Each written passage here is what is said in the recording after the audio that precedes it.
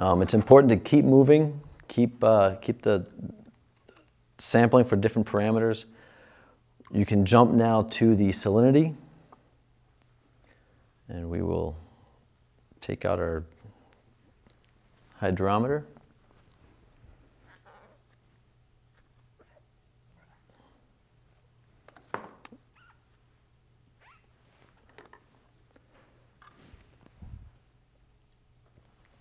Fill this with sample water from the side, and again we're going to rinse this 3 times. The way we measure salinity is by measuring the specific gravity of the sample. And as you rinse this, just take maybe fill it 1/3 of the way full. Make sure you get all the sides. And again, we're just removing anything from the last time you were sampling.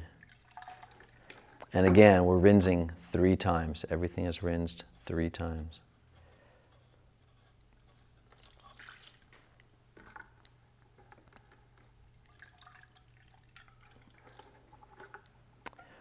We will measure the specific gravity of the sample. And this time we're taking the sample from the side as well. And you want to fill it almost to the top with sample water, maybe a little more. Salinity is a measure of dissolved particles in your sample. So the more there are, the higher the salinity, the higher this will float. I'm going to give this a quick rinse as well with the sample water. Drop this in, give it a little spin to kind of clean that off. And wherever this settles out, wherever this sits, will tell us something about, again, the specific gravity. Using the measurement of specific gravity and the temperature of the sample, we can calculate the salinity. It's important to take the temperature, the water temperature of the sample at this point, and not use the temperature, the water temperature we used earlier to get the water temperature of the actual sample. This needs to be the temperature of the water in this cylinder with the specific gravity, with a hydrometer. The temperature right now, whatever that specific gravity is. The water temperature we took earlier when we first collected the sample, it should be what the ocean actually is at your site. This wants to be whatever the temperature is in here.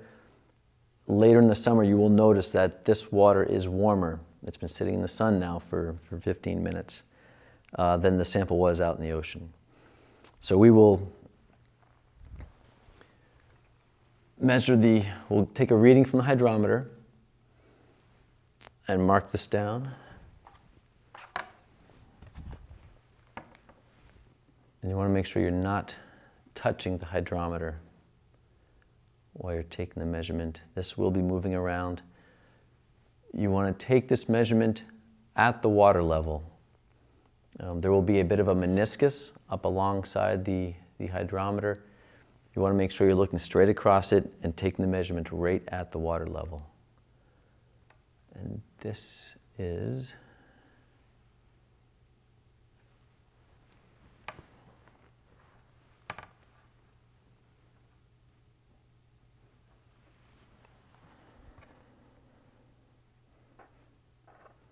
1.020, and the temperature,